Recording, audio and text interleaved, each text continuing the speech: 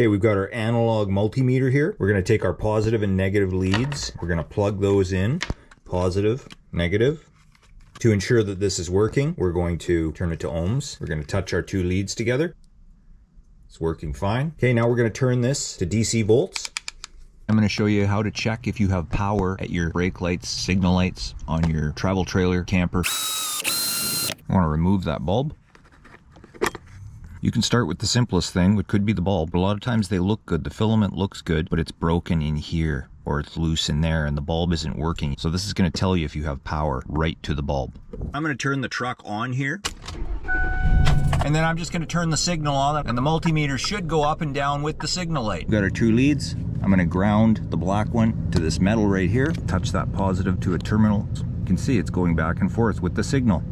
We know we have power there. And if it doesn't go back and forth, or if you have a digital multimeter, the numbers will change. If it doesn't do that, you know you don't have power there. And if you put the brake light on, it would just go up and stay while the brake light is on, and then drop off when you take your foot off the brake. And if you're looking to test a bulb like this, it's very easy to do with your multimeter. You just turn it to ohms, and what we're doing here is we're checking continuity or resistance through here, okay? To check continuity, basically continuity, you're just checking to see if you have a path through the filament. The reason that there is two of these is because this is a double filament bulb. So each one of these is for a separate filament inside. You can check both of them. So you just want to touch your positive lead to there, and then the negative lead you want to ground to the outside here. This is the ground. And you can see we have good continuity through there. We have a pathway through. We know this is a good bulb on that side. So now if we put this on the other side, same thing. This is a good bulb on both filaments. And then if you have a bulb like this, where it's just the one filament, so you would just go here and ground it. And you can see that's a good bulb.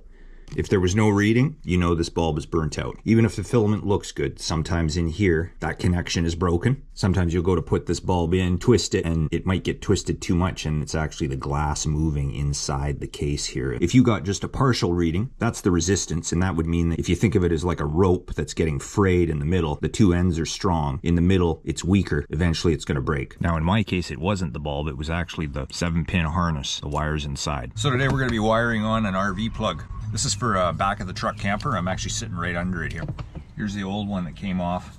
It's got corrosion all over it. This is a 9-foot camper. It hangs over the back, so it has brake lights, signal lights, tail lights, running lights. The wires were not hooked up to this very well. A couple of them weren't hooked up at all. So this one here, you can see the blue has been cut off. I'm leaving it like that because that is for trailer brakes, and this is a camper, so there's no need for the blue one. And I know it's not hooked up at the other end. So this just has a little set screw in here. You want to undo that. It's just tiny. And then you just need to pry this with the same very small flathead screwdriver that you use. You just pry that out of there. There we go. On here, it tells you the colors of the wires. So here we've got on the side, we've got red, and so that's the left turn and your stop, your brake light. Directly across from it, on the other side, we've got the brown, which is your right turn signal and your stop or brake light. And then we've got the blue, which we're not using because it's for electric brakes, which a camper obviously doesn't have. And then the white, which is your 12-volt negative, and the black up here, which is your 12-volt positive.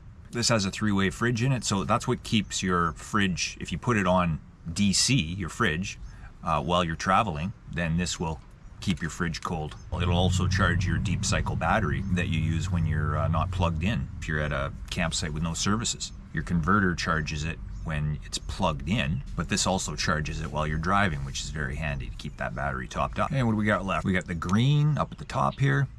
That's for your running lights. And I think I already pointed out the black 12-volt positive. And those are the two larger wires, the white and the black, that charge your battery and run your fridge, that kind of thing. And then there's just the center, and that would be your yellow wire. That's for your backup lights, your reverse lights. And yours might not necessarily line up with the colors, so you may have to test your wires to make sure that the colors are the proper wires. I'm just doing this in standard RV wiring, which will work for this and travel trailers. If you have just a standard utility trailer, it'll be different. We want to make sure we slide this on before we start, and also make sure that the negative is unhooked on your battery.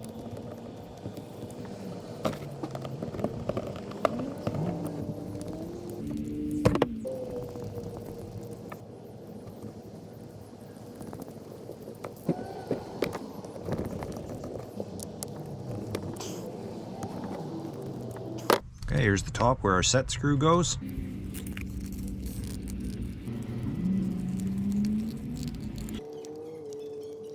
And there we go. Fingers crossed, the lights all work. Let's check it out. There's the reverse lights, left signal, and right signal. And the brake lights and the running lights work as well. All right, well, I hope the video helped. If you like DIY videos, I've got lots of videos. If you want to check this one out right up here, it's a good one. And I just wanted to say thanks for watching. If the video did help, if you could give it a like, hit that thumbs up for me. That'd be great. Thanks. We'll see you on the next one.